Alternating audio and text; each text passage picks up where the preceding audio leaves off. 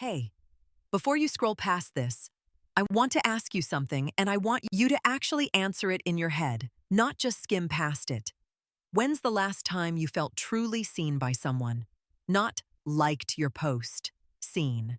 Not left you on red but reacted with a heart, seen. I mean actually known. If you had to think about it for more than a second, stay with me for the next 9 minutes, because I'm about to tell you something about loneliness that almost nobody says out loud. Here's the twist. Loneliness has nothing to do with being alone. You can be surrounded by people, a packed group chat, 300 followers who like every post, a partner sleeping next to you, and still feel completely invisible. And on the flip side, you can spend a Friday night by yourself and feel more connected than you have in months. So if it's not about how many people are around you, what actually is it? Let's get into it. Okay, so let's ground this in something real, because I don't want to just talk feelings at you. Let's talk numbers. In 2023, the US Surgeon General did something that had basically never been done before. He officially declared loneliness a public health epidemic. Not a mood, not a phase, an epidemic, on the same shelf as things like obesity and smoking. And here's the stat that actually stopped me. Right now, about half of all adults in the US report feeling lonely. Half. Globally, the World Health Organization estimates loneliness contributes to roughly 100 deaths every single hour, because chronic isolation is linked to a 29% higher risk of heart disease, a 32% higher risk of stroke, and about a 50% higher risk of dementia. The Surgeon General's office put it in blunt terms. Being chronically disconnected is roughly as damaging to your body as smoking 15 cigarettes a day. Let that sit for a second. Loneliness isn't just a sad feeling you push through. Your nervous system registers disconnection as a threat, the same way it registers physical danger. That's not poetic language. That's biology. Now here's where it gets interesting and a little uncomfortable. In 1990, only about 1% of Americans said they had zero close friends. Today, that number is 17%. We didn't lose the technology to connect. We gained more of it than any generation in history. We just lost something else along the way. And this is the part almost nobody talks about. A major 2025 study out of the UK tracked over 1,600 young adults and found it's not screen time in general that's the problem. It's what kind of connection you're consuming.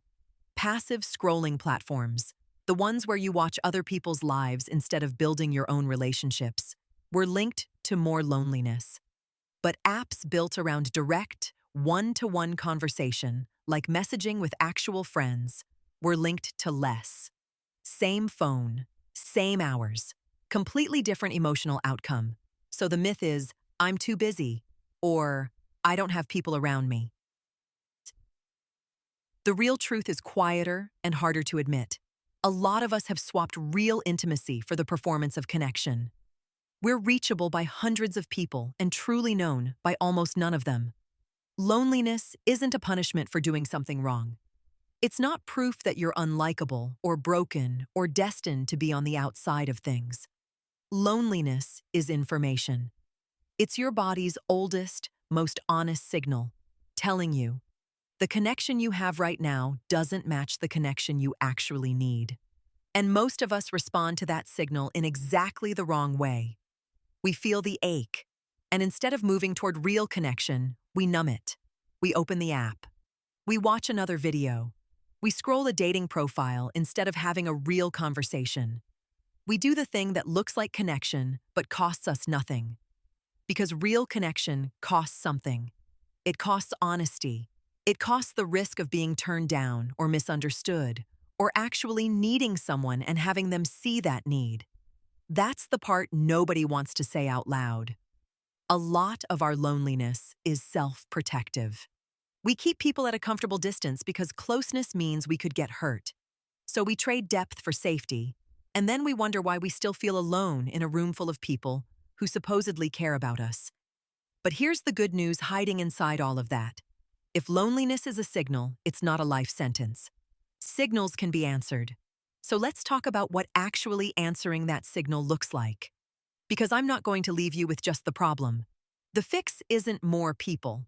It's not a bigger friend group or a fuller calendar.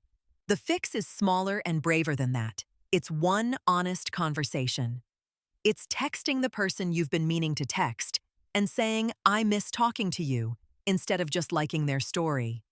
It's telling a friend, "I've actually been struggling lately," instead of, "I'm good, just busy." It's choosing one real thing over 10 shallow things. Vulnerability isn't the risk here. It's actually the filter. It's the thing that sorts real connection from performance.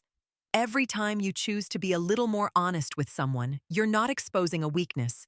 You're testing whether this relationship can hold the real you. And the relationships that can hold that? Those are the ones that end the loneliness.